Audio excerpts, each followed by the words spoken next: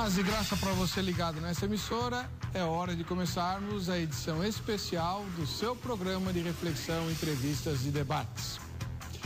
Edição especial porque hoje é o dia em que o tema a ser discutido será feito por meio de perguntas entre os debatedores, não é? Cada um dos dois tentará, por meio das suas inquirições e respostas, provar o seu ponto de vista. O assunto a ser discutido é extremamente delicado e tem a ver com uma realidade cada vez mais presente nas famílias do mundo inteiro, inclusive nas famílias cristãs. É a questão do suicídio. Evidentemente que ninguém espera que um querido, um familiar ou alguém próximo ponha fim à sua própria vida, mas isso tem acontecido desde tempos imemoriais. E existe uma noção de que o suicídio implica, para os cristãos, na perda automática da salvação. Dito com outras palavras, quem põe fim à própria vida, quem se suicida, acaba de se condenar ao inferno de forma inapelável. O suicídio implica em perdição eterna.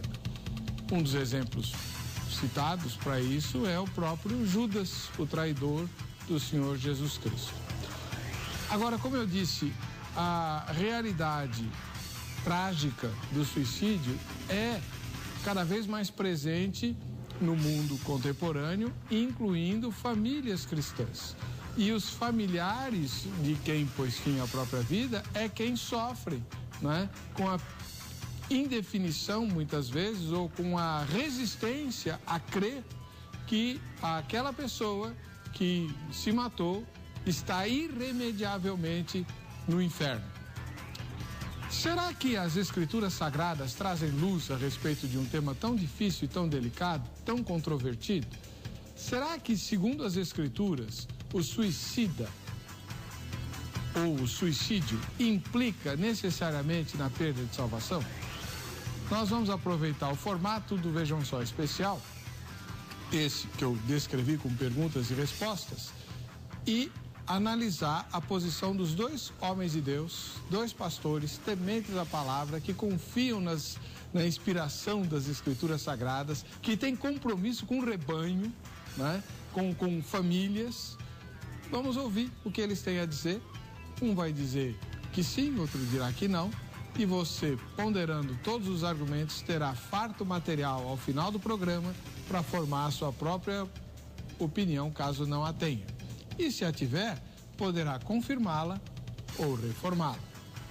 Está no ar o Vejam Só.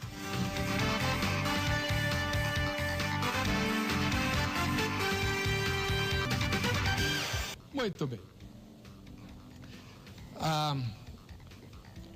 É hora de conhecermos os nossos debatedores. Quem vai tratar de um assunto tão espinhoso como esse, que é o da questão do suicídio.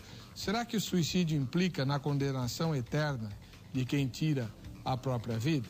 Conosco, o reverendo Jorge Correia dos Santos Filho, ele que é ministro da Igreja Presbiteriana em César de Souza, que é um bairro lá de Mogi das Cruzes, município próximo à capital de São Paulo, e capelão do Instituto Presbiteriano Mackenzie. Seja muito bem-vindo, reverendo Jorge, paz e graça. Paz e graça, uma alegria estar com você. Onde fica a igreja que o irmão pastoreia? Em César de Souza, Mogi das Cruzes, na rua João Melo Reis, número 57. Passou o shopping, chega lá rapidinho. Pertinho do shopping lá de Mogi. Muito bom. Aquele shopping é muito interessante, tive umas experiências interessantes por lá. E agora está ficando bonito, está sendo reformado, ampliado, está ficando muito bonito. Estão fazendo umas torres na frente. Que beleza. Está ficando muito bonito lá. Seja muito bem-vindo, reverendo. Uma alegria. Do outro lado, voltando ao Vejam Só, ele que andou meio ausente, o pastor Arthur Bittencourt, da Igreja Assembleia de Deus, lá de Utinga, em Santo André. Paz e graça, pastor Arthur, seja bem-vindo. Amém, reverendo Weber. Paz, que bom estarmos aqui novamente e vamos, como sempre, tentar aí esclarecer e elucidar aí os nossos telespectadores a respeito deste assunto tão intrigante, tão difícil. Eu não sei o que vai acontecer, mas vamos lá. Vamos tratar à luz das Escrituras. A única regra aqui pro programa é que vocês não podem pôr fim à própria vida para ilustrar o tema, tá? Boa. Pode deixar. Eu e o reverendo Jorge vamos estar em acordo nesse sentido. Pastor, onde fica a igreja que o senhor pastoreia? Fica em Santo André, na região do ABC Paulista, na rua Laureano, número 877, no bairro de Camilópolis, como disse, lá em Santo André. E por que chamou Utinga, se é Camilópolis? Então, Utinga é o subdistrito, né? Nós chamamos mais de Utinga, decorrência do subdistrito. Mas quando você vai entrando em Utinga, você tende a entrar no bairro de Camilópolis. É uma igreja que fica bem à direita, assim, lá na Avenidona, né? Dependendo do fluxo, né? Da onde você vem, do seu ponto de partida, né? Aí, se você estiver vindo da rua Leonilda, do cemitério do Camilópolis pra cá, aí ela tá do lado direito. Se for vindo da esquerda, da rua Sidney pra lá, sentido largo, ela tá do lado esquerdo. Muito bem. Seja muito bem-vindo, pastor. Obrigado, reverendo Heber. Bom, e você de casa vai votar na nossa enquete para poder concorrer aos presentes, né? Segundo as escrituras, a enquete de hoje segundo as escrituras, suicídio implica na condenação eterna? O que você pensa a respeito antes de ouvir os convidados? Sim, pois fim à própria vida tem que perecer, tá escrito na Bíblia. Ou não, né? O suicídio é um pecado como outro, né? E se a pessoa for salva em Cristo Jesus, o sangue de Jesus a redime desse pecado, inclusive. Terceira resposta, que é a minha, não sei. Não sei, ficarei sabendo ao final do programa. Devia estar escrito aqui, né? Mas você vota já para você concorrer aos presentes. Hoje eu vou sortear o kit da Academia Teológica da Graça de Deus, a Agrade, que é composto por essa linda camiseta que você está vendo aí, e mais este livro que eu vou mandar de presente para a mesma pessoa que ganhar a camiseta. É o livro do reverendo Alcindo Almeida, né? Uma fonte para a espiritualidade, um livro da Aba Press, com meditações muito, muito interessantes, muito boas, principalmente para quem precisa escrever boletim de igreja ou meditações para a internet, ou mesmo para você usar como devocional. São mensagens curtas, né, de uma página ou 2 páginas no máximo, e que vão te ajudar bastante no seu ministério e na sua vida cristã, tá? Bem, eu acho que o reverendo Jorge é um pouquinho mais velho que o pastor Arthur, não é não? Com certeza, né? Ele é bem jovem, eu sou de 61. Irmão de que ano é? 81. Ixi, 20 anos de diferença. Show. Show de idade. Brincadeira, reverendo. Reverendo Jorge Correia, o senhor vai defender qual posição no debate de hoje? De que o suicídio não implica na condenação eterna. E por quê? Alguns aspectos bastante simples. O senhor citou na abertura falando de Judas. A Bíblia diz para nós, no Evangelho, que nenhum dos seus se perderam, dos de Jesus, exceto aquele que era o filho da perdição. Então, olhando nesse prisma, o livro da vida ele está selado com todos os eleitos de Deus desde os tempos eternos. Ou seja, o eleito de Deus jamais decai da condição de eleito.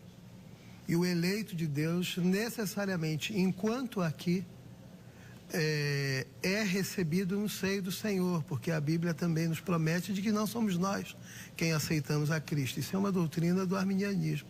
É o Senhor quem nos aceita, quem nos acolhe. E neste acolhimento, o Senhor afirma que não lança nenhum de nós fora. Então, este é o aspecto sobre o qual defenderei de que o suicídio não implica na perdição eterna. A sua coluna dorsal vai ser o calvinismo. Com certeza. A doutrina da eleição. Muito bem. Muito obrigado, reverendo Jorge. O pastor Arthur Bittencourt, da Igreja Assembleia de Deus, lá de Utinga, vai defender qual posição? Qual é o ponto de vista que o senhor vai defender aqui? Bom, antes de tudo, para iniciar o debate, eu gostaria de deixar bem claro uma palavra de gratidão a Deus, porque o juiz dos vivos e dos mortos é o Senhor Jesus Cristo, em relação a esse debate que nós vamos aqui tratar. Atos 10, 42 e 2 de Timóteo 4, verso 1. Então, eu vou falar em regra Claro que quando a gente fala de suicídio, não há suicídio sem o consentimento. Nesse sentido, o suicídio pode se tornar um ato final de incredulidade contra Deus, e sendo um pecado grave, como aliás nós encontramos nas Escrituras a reprovação do Senhor em relação a tirar a própria vida, sendo a vida um dom maior, o dom de Deus, dado pelo próprio Senhor, sendo Deus o autor da vida, o sustentador da vida, é aquele que dá início e aquele que dará o término. A Bíblia diz em Eclesiastes 3, e lá está bem expresso, que há tempo de nascer e tempo de morrer. Não há nenhuma menção bíblica, tempo de suicidar-se. Não há prova, não há evidência bíblica de que o Senhor aprove esse tipo de ato. Então eu vejo que naqueles casos onde o suicídio foi cometido de uma maneira sem ingerência externa ou sem nenhum tipo de dificuldade dentro de uma circunstância que esteja esse suicida, eu admito, portanto, a condenação eterna. Compreendo muito bem a colocação do reverendo Jorge em relação, por exemplo, ao não decair da graça, não decair do estado de virtude ou estado de salvação, o que os teólogos chamam de graça inamissível. Porém, nós contemplamos pelas Escrituras tal possibilidade, razão porque Paulo então alerta várias vezes a igreja sobre a apostasia, que se torna uma quebra do vínculo vital de comunhão com o único que salva, que é Jesus Cristo. Então a gente vai poder debater bastante. É claro que quando a gente entra nesse assunto, por envolver mistérios relacionados ao sofrimento inocente, em relação aos mistérios da vida, em relação sobretudo aos mistérios da morte, isso se trata de assuntos complexos, mas devem ser debatidos, e é por isso que a gente está aqui hoje. Muito bem.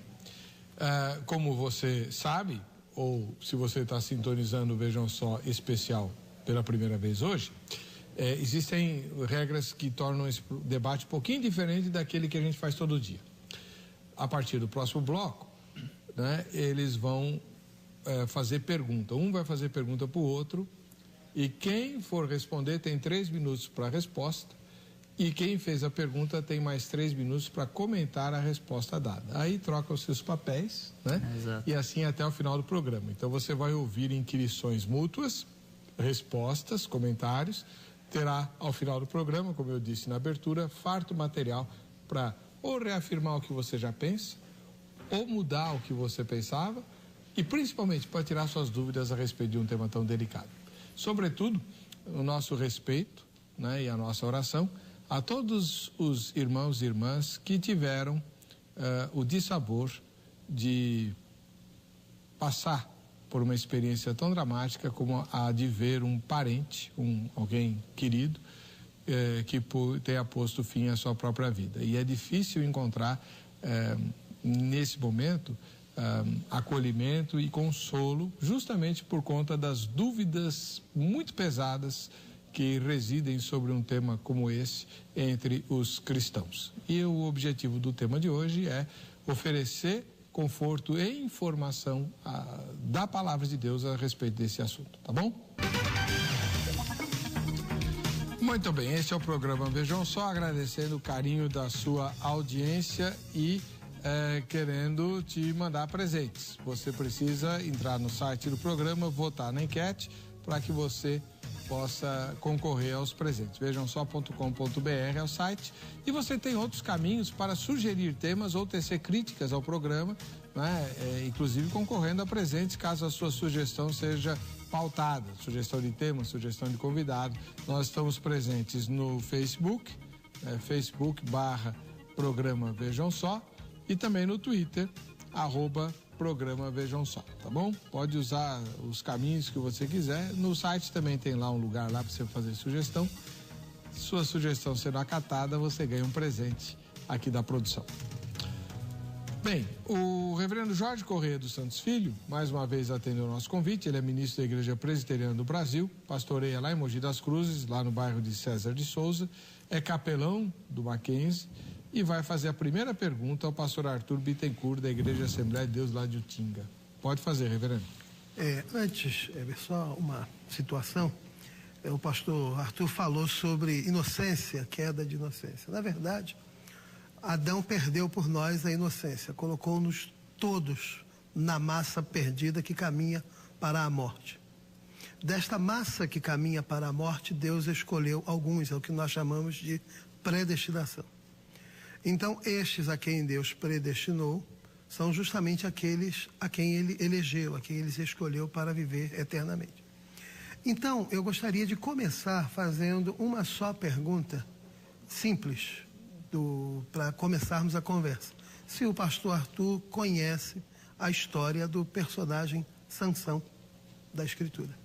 Essa é a pergunta? É, simples desse jeito.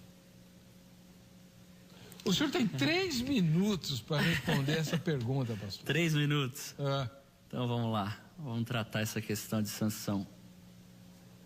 Seguinte, o caso de Sansão. A grande discussão é se foi um suicídio ali ou não. E se foi um suicídio, ele tinha a salvação ou ele perde a salvação com o suicídio? Por quê?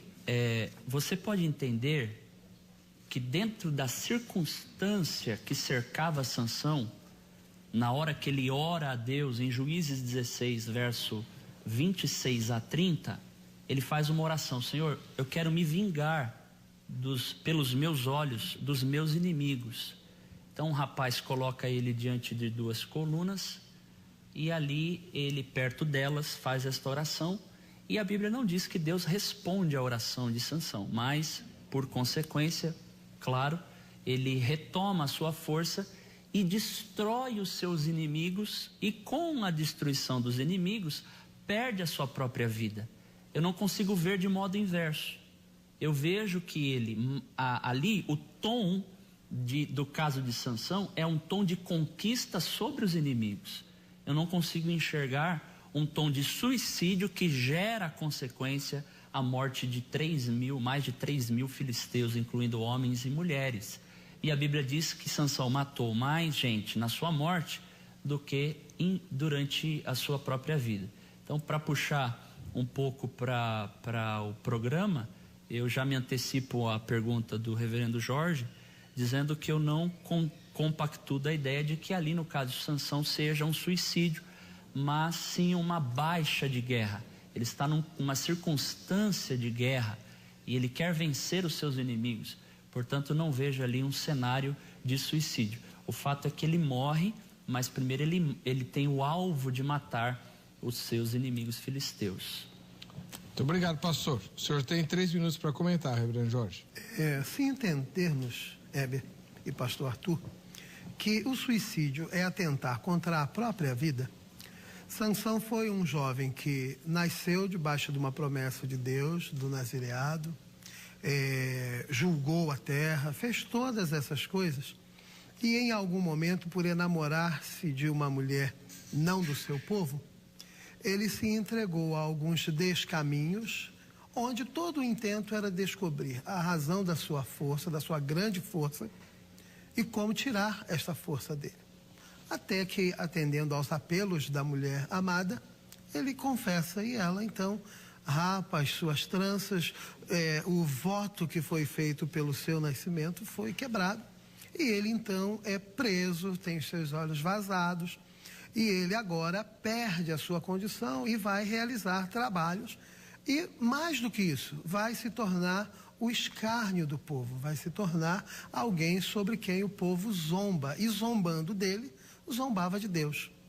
Então isso era uma agonia muito grande quando lemos no livro de Juízes acerca deste personagem, o que ele representou, como era o propósito de Deus. Ele então, preso, perdeu as suas características de liberdade e de força como tinha anteriormente. Ele está em um lugar divertindo homens e mulheres, e ele então, em um determinado momento, pede que toque na coluna. E ali tocando na coluna, ele pensa que tinha bastante gente acima da cabeça dele. Cego, humilhado, servindo de escárnio, esse homem se volta para Deus e diz: Senhor, só mais uma vez. Observa que ele volta para Deus e diz: Senhor, mais uma vez. não era baixa de guerra, porque ele não foi aprisionado numa batalha, ele não foi aprisionado numa guerra. Ele foi aprisionado no seu leito de amor com a sua esposa. Então ele foi um homem que foi capturado por conta das suas fraquezas e por conta dos seus pecados, que é o que nós somos, tá? Então nós somos enfraquecidos por conta dessa situação, porque recebemos este legado de Adão e ele então sucumbe.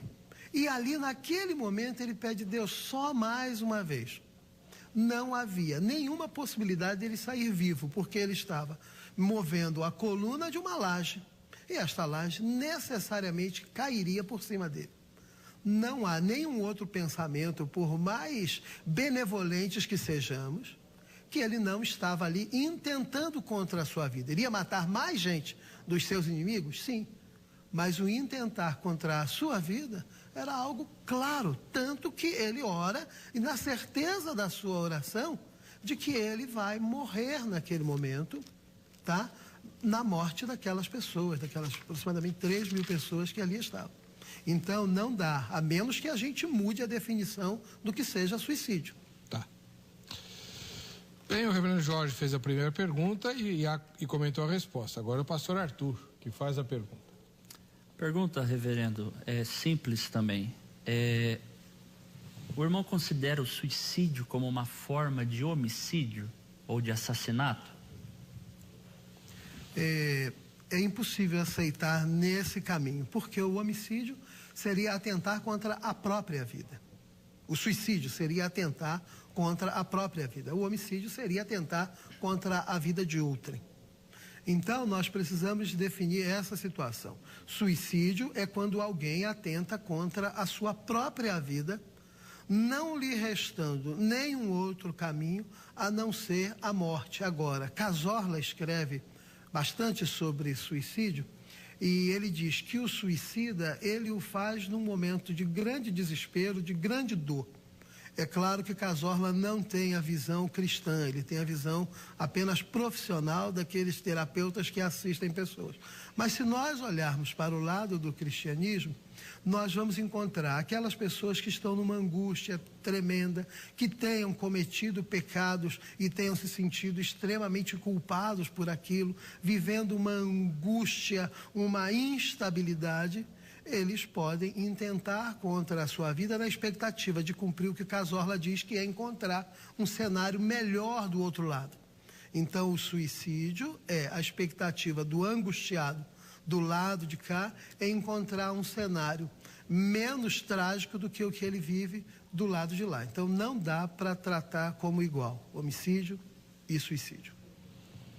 Ok. Seus comentários, pastor. Meu comentário é o seguinte: a tradição cristã ela condena o suicídio. Vários pensadores da igreja, pais da igreja, condenam a prática do suicídio. Não quero acreditar que na colocação do reverendo Jorge ele esteja admitindo a possibilidade do suicídio. Nós, se não, deveríamos perguntar: o suicídio é permissível então? Ou Deus proíbe o suicídio?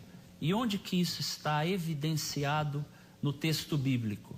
Então, eu sei, sou consciente disso, reverendo Jorge, que o nosso debate hoje ele gira mais em torno de teologia sistemática do que de teologia bíblica. Porque, até por uma inferência, na pergunta que fiz ao amado, entendo que sim, o suicídio é uma forma de homicídio. Porque quando a Bíblia diz em Êxodo 20, verso 13, não matarás, os estudiosos dão uma interpretação mais ampla. Não só tirar a vida de outrem, mas tirar a própria vida. E quando o suicídio acontece, em primeiro lugar, ele ofende o Criador. Em segundo lugar, ofende o maior dom, que é a vida, que é um bem inviolável, é um bem indisponível, não se pode dispor. E quando isso acontece, ele também no suicídio acaba afrontando e pecando contra o próximo, contra os familiares e contra a sociedade. Então, pecando contra o Criador, no suicídio se peca também contra si mesmo e peca também contra outrem. Então, eu vejo, com base no texto de Êxodo 20, 13, com base em Apocalipse 21, verso 8 e 22, verso 15, que o suicídio é um desdobramento de um assassinato, de um homicídio. Isso pelo menos alguns estudiosos também admitem e eu admito. Claro que o bem maior que se busca preservar e proteger é a vida. John Stott fala da sacralidade da vida, do respeito pela vida. Então, não vejo, querido irmão, que não haja previsão bíblica. Pelo contrário, eu acredito que há previsão bíblica para a prática do suicídio sendo desaprovada por Deus.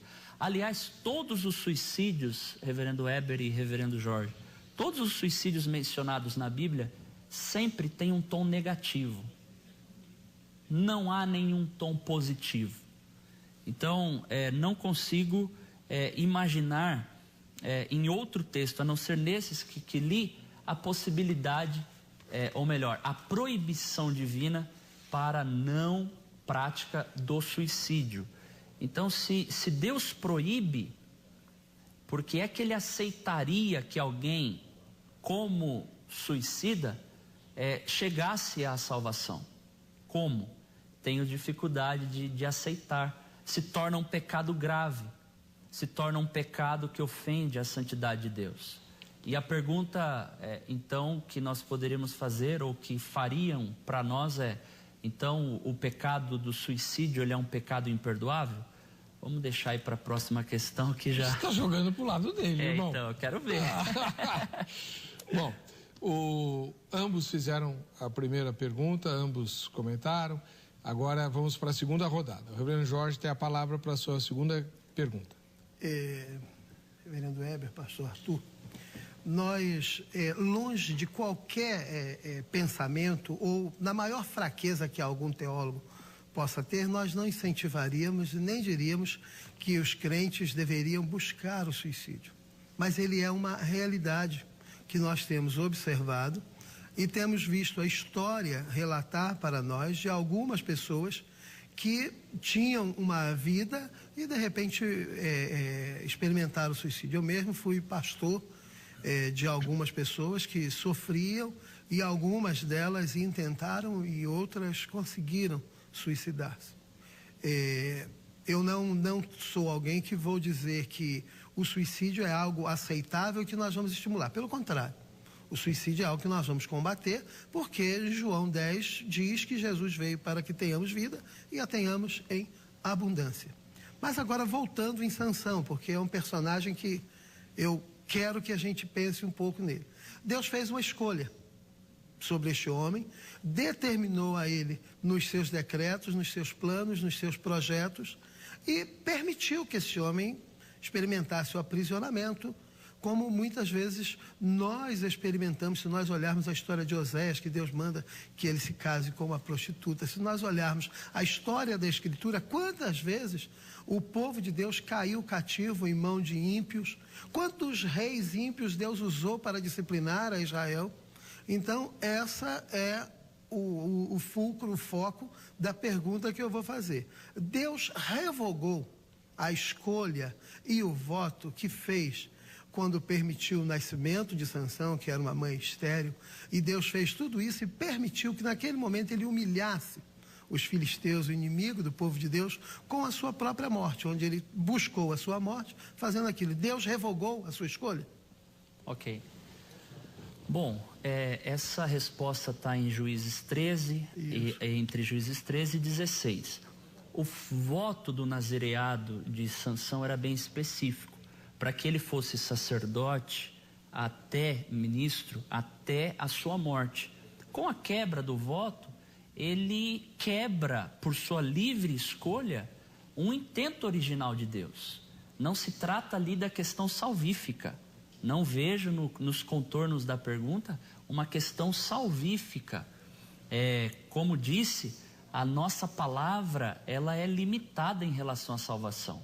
A palavra final vem de Deus. Salvação é assunto e departamento superior. É assunto e departamento divino.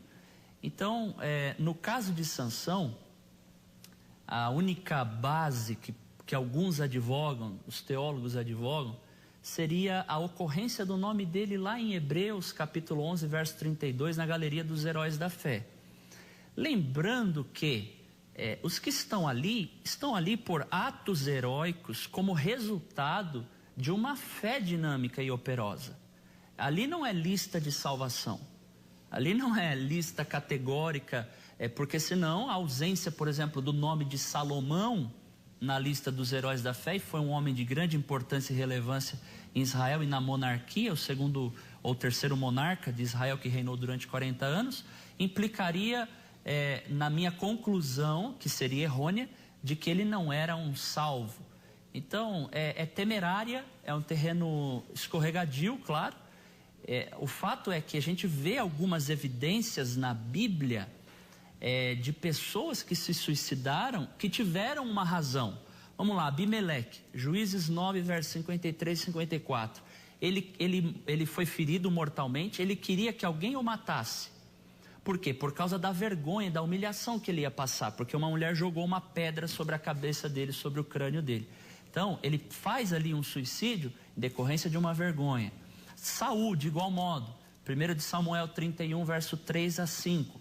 Ele não queria ter a desonra de entrar na história como um rei que morreu na mão dos adversários. Então ele se lança sobre a própria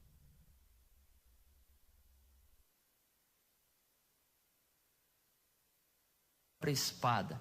O caso de Judas. Judas por culpa, por remorso. Mateus 27, verso 3 a 5. Então eu não vejo outras causas na Bíblia para suicídio, a não ser estas que mencionei. Exemplos práticos das personagens bíblicas. Então, vergonha, culpa, humilhação. Poderia citar o caso de Aitofel, em 2 de Samuel, capítulo 17, verso 23. Mesma coisa, por vergonha, foi lá e se enforcou. Que mais? Outro caso. No caso de Amã, não foi porque ele foi condenado mesmo. Então, não vejo, com base em Sansão, a gente afirmar, então, se ele era um salvo, então ele não pode perder a sua salvação, porque ele era um eleito. Não consigo enxergar assim. Muito bom. Reverendo Jorge, pode comentar a resposta do pastor. É interessante perceber, porque quando fala de Hebreus e dos heróis da fé, nós precisamos definir algumas situações. A fé é dom de Deus. Não vem de vós para que ninguém se glorie nisso. Então, se alguém tem fé, é porque Deus deu. E a fé tem uma finalidade, tá? Se nós lermos Hebreus no seu começo do capítulo 11, nós vamos ver, a fé tem uma finalidade. Então, quando nós citamos, e esse personagem surge na galeria da fé, não é apenas por ato heróico, porque senão ele entraria em outros livros, como Crônicas, ou entraria no livro de Atos dos Apóstolos, que conta a história. Não, se está falando de galeria de fé, ele está dando uma ênfase diferenciada. Ele está dizendo, olha, esses personagens que aqui estão, é porque eles viveram por fé, não foi por ato heróico. Porque se fosse por ato heróico, nós teríamos algumas dificuldades de enxergar Abraão ali. Abraão teve algumas coisas que foram mais próprias de covardia em alguns momentos do que por estar ali quando caminhando com a sua esposa, que era muito bela, ele mentiu, enganou, colocou reis em situações difíceis, foi exortado por esses homens, dizendo, poxa, está trazendo maldição sobre nós por conta disso. Não, então a galeria da fé é destacar pessoas que viveram por fé. Então, a escolha de Deus, quando Jesus diz que não lança fora nenhum daqueles que ele recebe, então nós vamos pensar em algumas coisas. O salmista, no Salmo 139, no versículo 16, ele diz assim, os teus olhos me viram a substância ainda informe, e no teu livro foram escritos todos os meus dias, cada um deles escritos e determinados, quando nenhum deles havia ainda. Se nós formos para o Evangelho de João, nós vamos observar o evangelista dizendo que a escolha do Senhor é uma escolha definitiva, é uma escolha que não se altera pelos atos maus dos homens ou pelos atos que os homens cometam. Então a escolha do Senhor de maneira nenhuma ele lança fora qualquer um a quem ele tenha escolhido. Então, olhando por esse prisma, nós teríamos então que pensar que para aceitarmos a situação de que Sansão foi uma escolha tão somente para o seu ministério terreno, para a sua vida enquanto aqui, nós vamos pensar que Deus trabalha com utilização, ou seja, ele utiliza e depois descarta aquele a quem usa. Não. Nós vamos encontrar na Escritura definitivamente que aqueles a quem o Senhor escolhe, de maneira alguma ele lança fora, porque são seus. Posso fazer um contraponto, Weber? Não. Não? Não tem tréplica. Tá bom. Mas você vai fazer a pergunta. Tá bom, perfeito. É a tua vez. Perfeito. Sua segunda pergunta. Ok, agora? Vamos lá, então. É agora. Eu vejo que a resposta do irmão está sempre baseada na doutrina da eleição.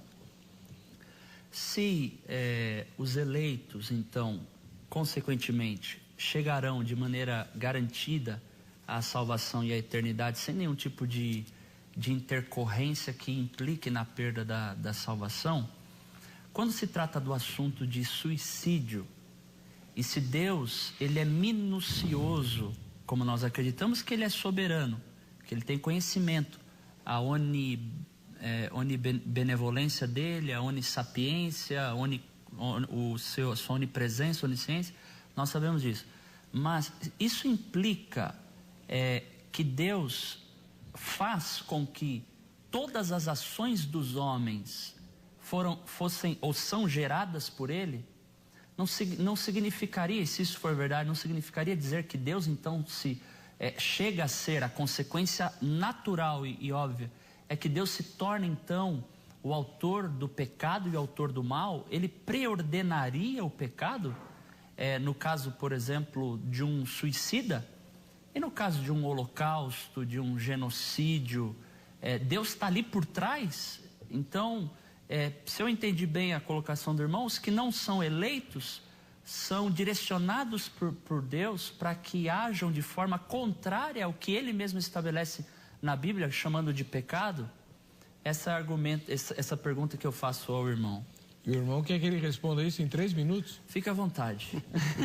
Bom, vamos crer no milagre agora. Nós tentamos, né? Em João 3,18, para facilitar e começar já com a resposta, diz assim, que Jesus não veio para condenar o mundo, ele veio para salvar, porque o mundo já está condenado, tá?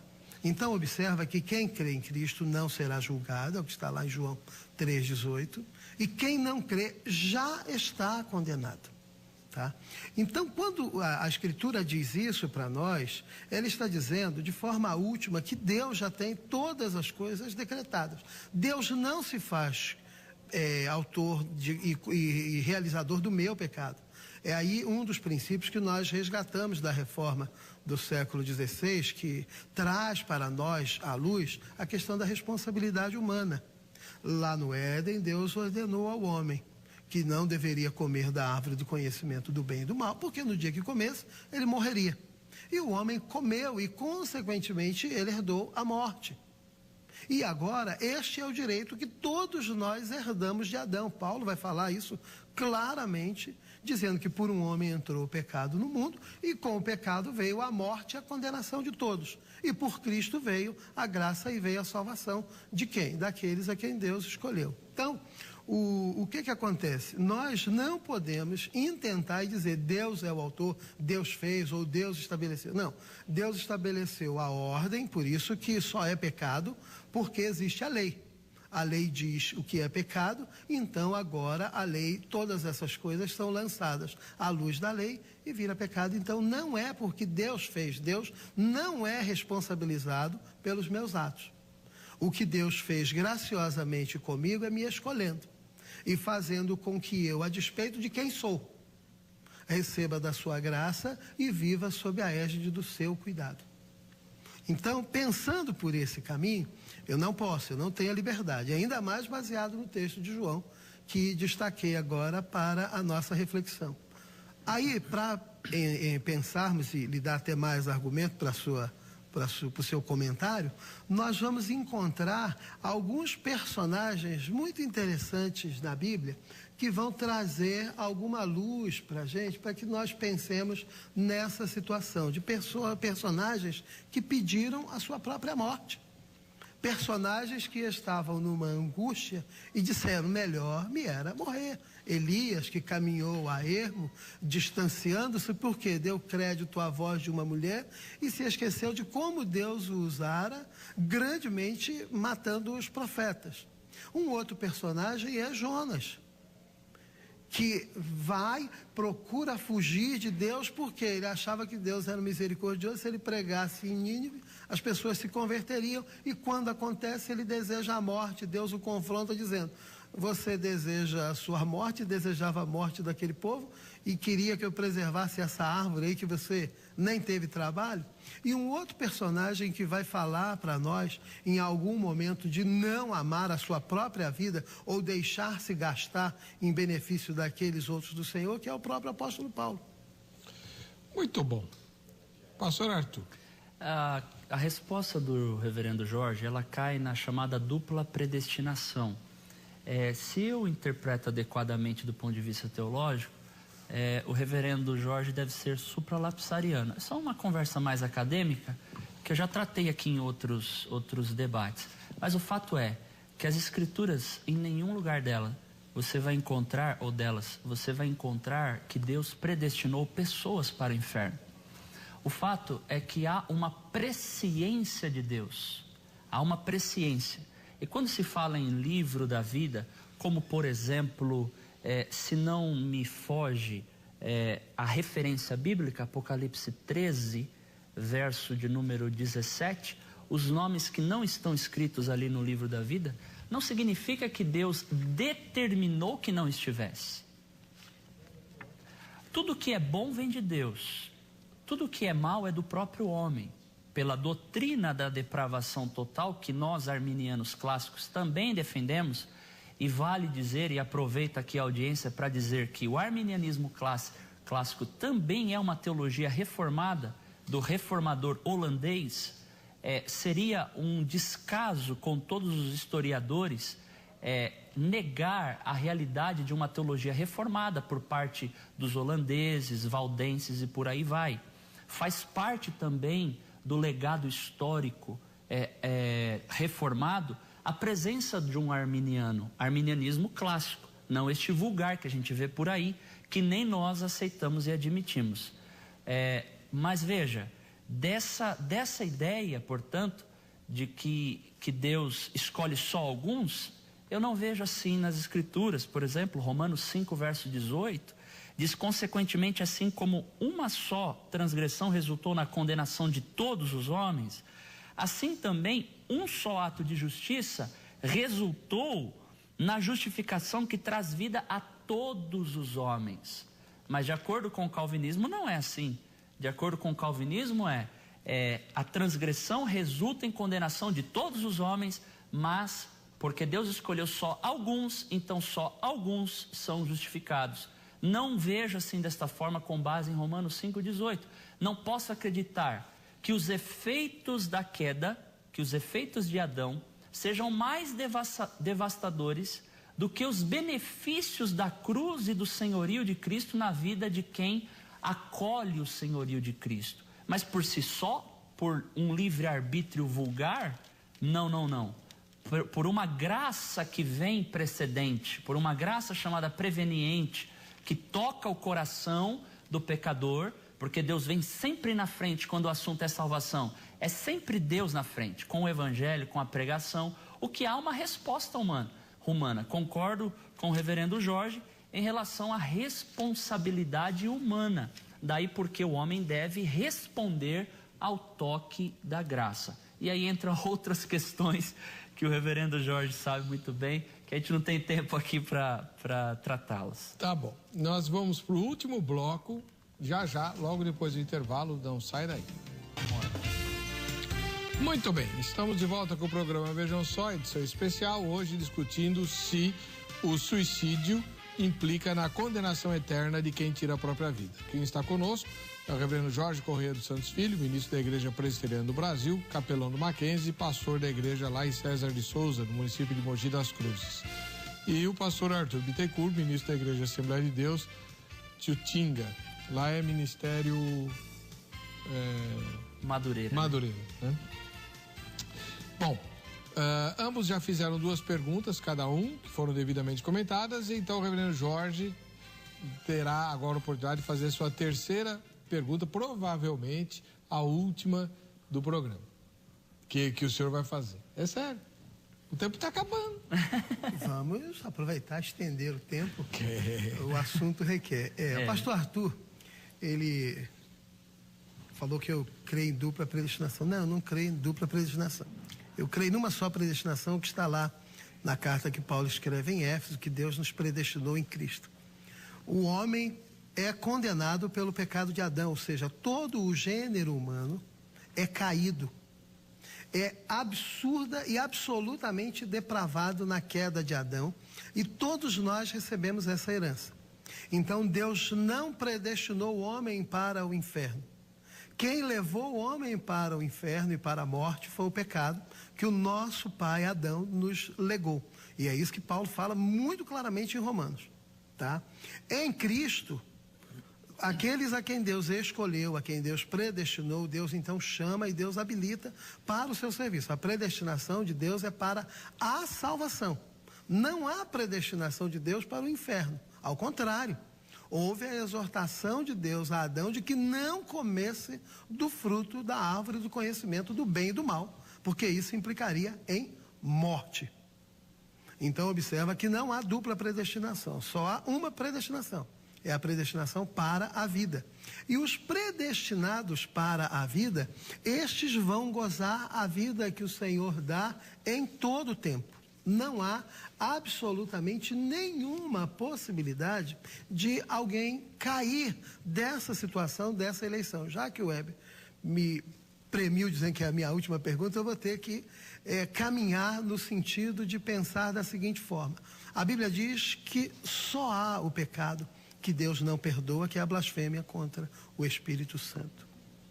Então, na sua defesa, nas suas alegações, o senhor está dizendo que o pecado, ele tem esta conotação? Sim? Ok. Vamos responder, né, reverendo? 3 minutinhos também, agora. É isso aí. Veja bem, existe uma diferença entre o desejo de morrer e o desejo de suicidar-se. Por que eu estou falando isso? Quando o irmão citou os casos de Moisés em Números 11, em Jonas 4, poderíamos citar o próprio Elias, poderíamos citar Jeremias, poderíamos citar Jó. Ali eles têm um desejo momentâneo em relação à morte. Mas um chega a dizer, mata-me, Senhor. Não era um desejo suicida, é diferente. Então o desejo de morrer é diferente de um suicídio. Por quê? Se você vai para Romanos 8, versículo 35 a seguir, lá tem uma lista de coisas que dizem que nem elas nos apartam, nos separam do amor de Deus que está em Cristo Jesus. E lá está escrito o quê? Nem a morte, nem a vida. Ali não é morte no sentido de suicídio, porque se suicídio for entendido como morte, então o suicídio é uma transição da vida, ou melhor, desta vida, passando pela morte e entrando na eternidade. Não vejo assim. Quando a Bíblia diz, por exemplo, em Apocalipse 2, verso 10, se não me falha a memória, ser fiel até a morte, dar-te-ei a coroa da vida, não é ser fiel até você ser martirizado. Inclui também, mas a ideia não é, vou retificar, a ideia não é ser fiel até você morrer, inclui também, mas o contexto ali é de perseguição. Ser fiel até a morte é se você tiver que morrer, você não vai perder a sua salvação, porque a salvação, ela não se perde com a morte. Mas quando o assunto é pecado, aí é complicado. E aí, querendo os calvinistas ou não, eles são forçados, quando falam de uma só eleição ou de uma só predestinação, a caírem na dupla predestinação. Por quê? Porque Deus não escolheu salvar todos da massa perdida? Então o cabeça federal chamado Adão foi mais intenso nos seus efeitos do que o cabeça federal da nova raça, por assim dizer, da nova humanidade, que é Jesus Cristo. Reitero o argumento de Romanos 5, verso 18.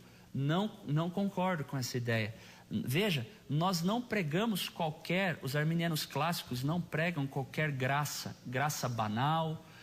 Não concordo com J.I. Packer quando ele diz que o Deus dos arminianos é um salvador em potencial e o Deus dos calvinistas é um salvador real. Não é verdade. O que existe é muito tumulto na academia, mas surgiram a leitura de nomes que estão entrando, graças a Deus, no mercado brasileiro agora, como por exemplo o Dr. Roger Olson, que a editora Reflexão lança livros agora, Teologia Arminiana, que resgata a verdadeira ideia da teologia arminiana. Jerry Walls, que vai vir ao Brasil, com programação desses dois autores virem para o Brasil. Então, desperta a gente para um debate mais sério e não vulgar. E é claro que, em se tratando de calvinistas, eles são bem educados, elegantes, e é assim que a gente espera num debate de alto nível, no debate de ideias, como o reverendo Jorge e todos os irmãos calvinistas que estão aqui fazem. Mas é bom dizer que quando o assunto cai naquela polarização arminianismo e calvinismo, não imagine, querido, nem você, querido irmão calvinista, que os arminianos são cristãos de segunda classe ou cristãos de segunda categoria. Não faça isso. Nós temos irmãos sérios, metodistas, hoje um vasto número de irmãos assembleianos estudando a palavra com a mesma seriedade. E é claro, a literatura toda, no modo geral, ela é calvinista. Desculpe enfatizar essa bandeira, mas eu quero agradecer, reverendo Heber. Eu vou dar 30 segundos a mais, né, para o reverendo Jorge fazer os comentários dele, porque o senhor estourou também. 30 verdade. 30 Perfeito. Pode fazer, reverendo. Aceito com bom grado. É interessante a defesa do pastor Arthur da literatura do arminianismo.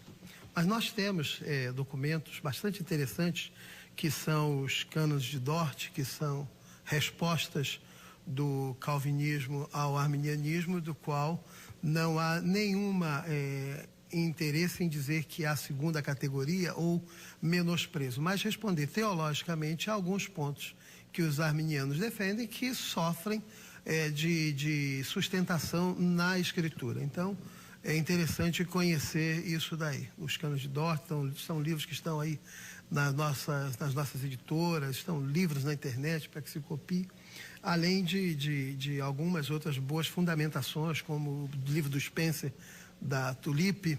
Então, são livros que poderiam auxiliar também a leitura. Mas, caminhando, não é impossível, absolutamente impossível dizer que nós, calvinistas, caímos em algum momento em dupla predestinação. Isso é uma inverdade e é uma coisa impossível, porque quem leva o homem para a morte é Adão no seu pecado. Não foi Deus quem determinou e colocou fruto na boca para que Adão comesse, não. Quem fez foi o homem. É aquilo que é resgatado na reforma protestante do século XVI, na questão da responsabilidade humana. Não dá para fugirmos disso. Dessa massa perdida, conforme o texto que eu citei de Efésios, Deus escolheu alguns. Ele poderia ter salvo todos? Sim. Mas é aí que está aquilo que nós começamos no início falando sobre mistério. Deus quis escolher alguns, até mesmo para que a graça fosse demonstrada. Se ele escolhesse a todos e os homens tivessem a capacidade ao longo do tempo de escolhê-lo, a graça ela não seria percebida, assim como não seria percebida a questão da obediência, como lá no Éden o homem não fez. E como nós vamos ver a Escritura inteira mostrando para nós acerca de obediência, acerca de resistência a quem somos. Porque quando fala de pecado, não é o que nós fazemos. Pecado é o que nós somos. Nós somos alcançados em Cristo como pecadores, continuamos nessa condição e Ele continua nos abençoando. Então, o que nós precisamos ter em mente é que o suicídio é um pecado. É ruim para a família, como foi bem dito no começo. As famílias são quem mais sofrem com a questão do suicídio, as dores provocadas, as dúvidas que vão permear a cabeça dessas pessoas. Mas aí nós vamos ser levados para a Escritura para pensarmos naquela parábola muito significativa que Jesus conta, que é a parábola do joio e do trigo. A similaridade é tão grande que é possível nós termos na igreja pessoas que nunca conheceram ou nunca conhecerão da salvação. Mas elas estão lá. Então nós podemos dizer disso, não, mas o eleito, verdadeiramente eleito, ainda que se suicide, ele receberá de Deus a promessa e será chamado no derradeiro dia de vinde bendito do meu Pai. Porque ele faz parte do propósito de Deus e está entre aqueles que Deus escolheu desde os tempos eternos para serem seus. E estão com os seus livros escritos no livro da vida. Livro esse que não vai nem sofrer acréscimo e nem decréscimo no derradeiro dia. Todos os que ali estão serão chamados pelo Senhor e receberão a bendita promessa de morarem para sempre com Deus. Amém. Pastor Arthur Bittencourt, sua última pergunta. Ok. 1 de Coríntios 3, versos 16 e 17, diz o seguinte: vocês não sabem que o santuário de Deus, que o Espírito de Deus habita em vós e que o Espírito de Deus habita em vós? Se alguém destruir o santuário de Deus, Deus o destruirá, pois o santuário de Deus, que são vocês, é sagrado. Então a gente sabe que o homem foi criado à imagem de Deus, à semelhança de Deus. Eu pergunto se o reverendo Jorge aqui, ele contempla a possibilidade da pessoa que destrói o seu próprio corpo, dela ser destruída por Deus. Porque é o que o texto propõe.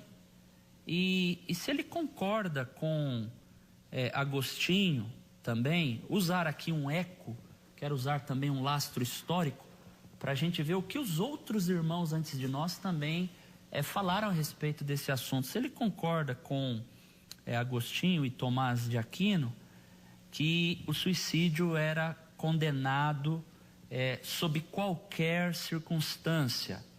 É claro que alguns pais da igreja, como Crisóstomo e Ambrósio, não excluíam totalmente um suicida, mas Agostinho, Tomás de Aquino, até mesmo um outro, Toledo XVI, que pronunciou a excomunhão contra os suicidas. Como é que o irmão vê essa questão de Deus destruir aquele que destrói o santuário dele? Se o irmão encaixa aí dentro de uma ideia de suicídio e com o eco dos demais irmãos que não aprovam a questão do suicídio ao longo das eras da igreja? Nós temos que tomar cuidado com o ranço católico. Este é, na verdade, um dos maiores males que nós trazemos para dentro da igreja hoje. Então, a igreja, o catolicismo, ele traz algumas condenações tão abismais de que os suicidas, eles precisavam ser enterrados sem nenhum reconhecimento e preferencialmente escondidos. Isso é ranço católico, que nós da Reforma Protestante viemos justamente lutar contra esses ranços para que a verdade fosse estabelecida. O texto lido realmente fala de destruição do templo de Deus.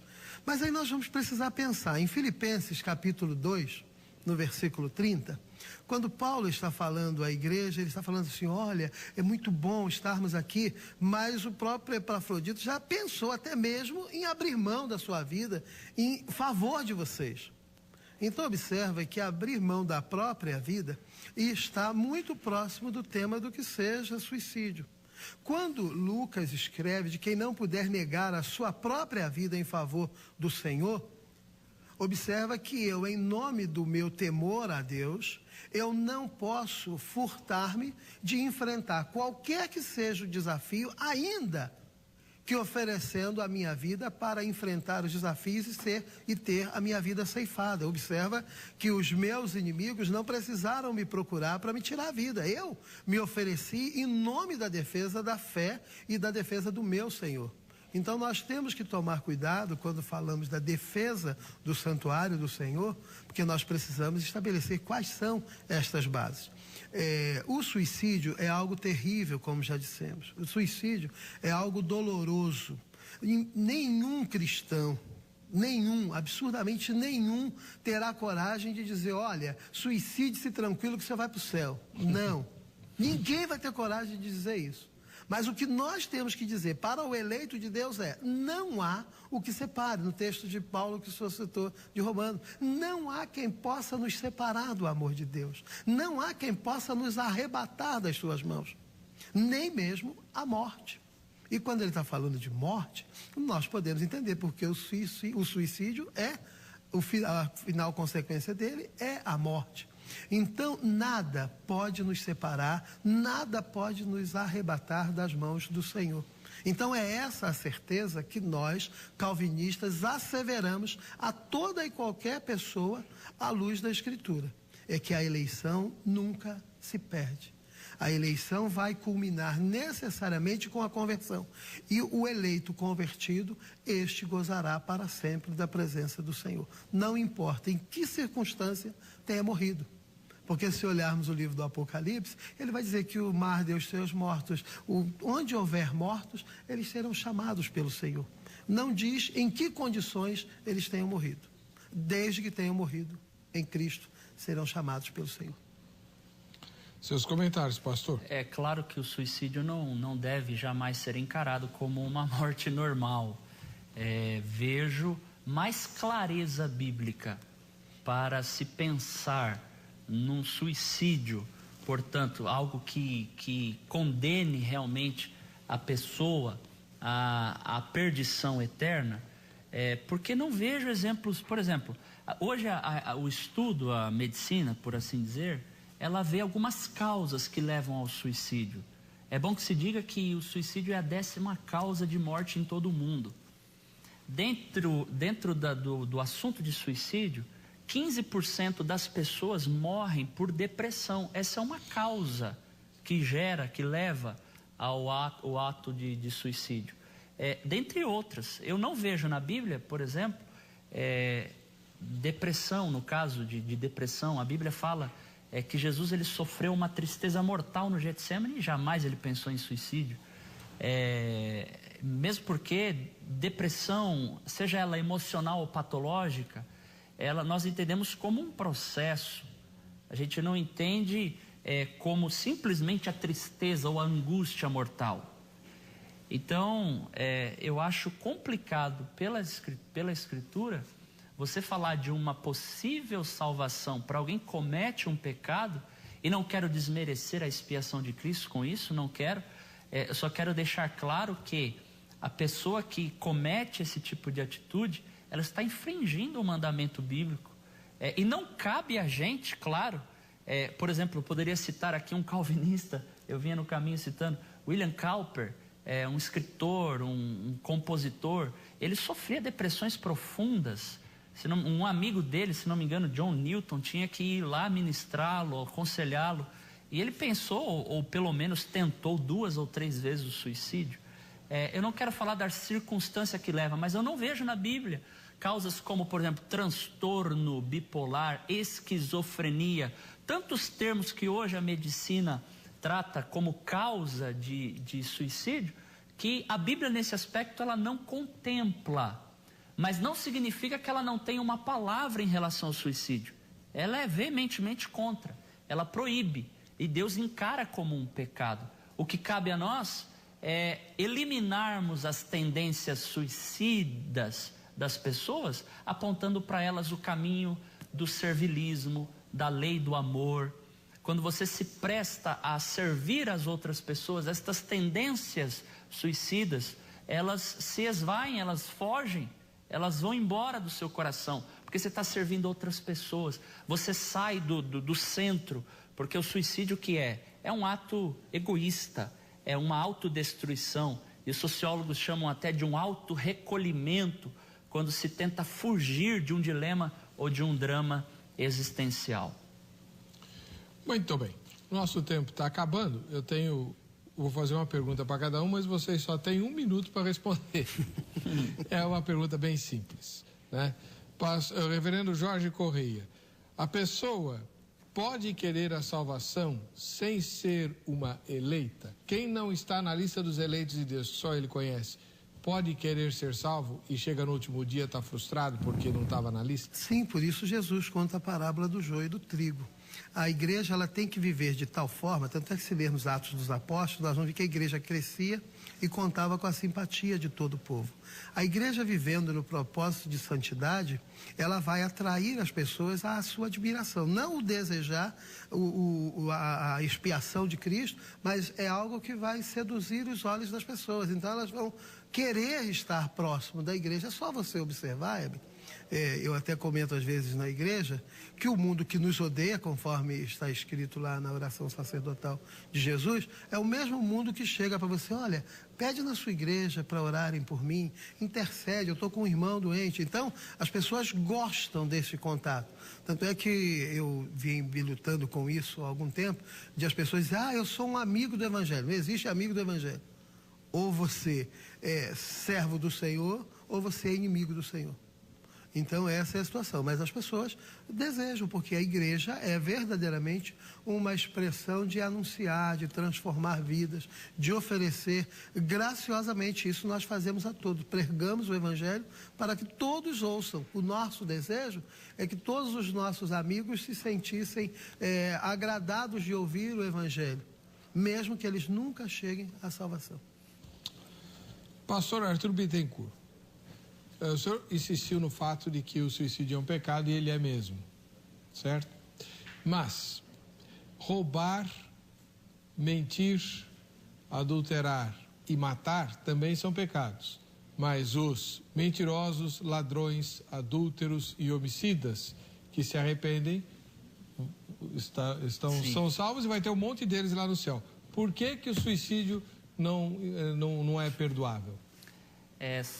A resposta para essa pergunta ninguém morre sem pecado, né? Ou alguém que morra sem pecado. Se a nossa natureza ela é pecadora. Mas o fato é que alguns estudiosos vão dizer o seguinte: se não houve oportunidade de se confessar os seus pecados, como ela pode receber o perdão de Deus? Será que existem algumas coisas que Deus não pode fazer? Deus não pode mentir, Deus não pode negar-se a si mesmo. Será que Ele pode perdoar um pecado não confessado? Não quero ser reducionista nem fatalista com essa minha colocação, mas é delicada essa questão. E tocando, porque eu não vou terminar aqui esses 15 segundos sem falar o que o reverendo Jorge falou, comentar o que ele falou. Eu acredito na graça livre, não no livre-arbítrio. Na graça livre, que é capaz de alcançar todos os pecadores. Porque se não for assim, você vai acreditar que o Evangelho se torna uma oferta universal insincera.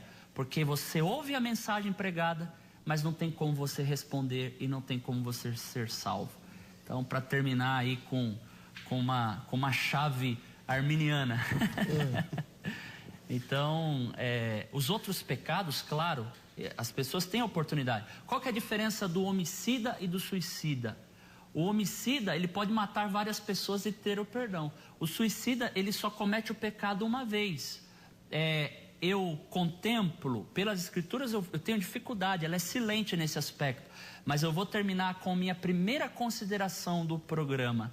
Graças a Deus que Jesus é o autor, o juiz dos vivos e dos mortos. Oxalá existam inimputáveis, assim como existe no cenário legal e jurídico.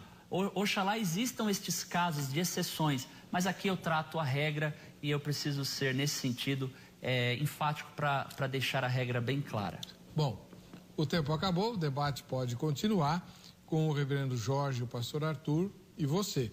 Basta que você entre no site do programa, vejamsó.com.br, vá na aba convidados, você tem o contato eletrônico deles e pode mandar perguntas, fazer considerações, convidar para palestras, enfim, eles estão à sua disposição, tá bom?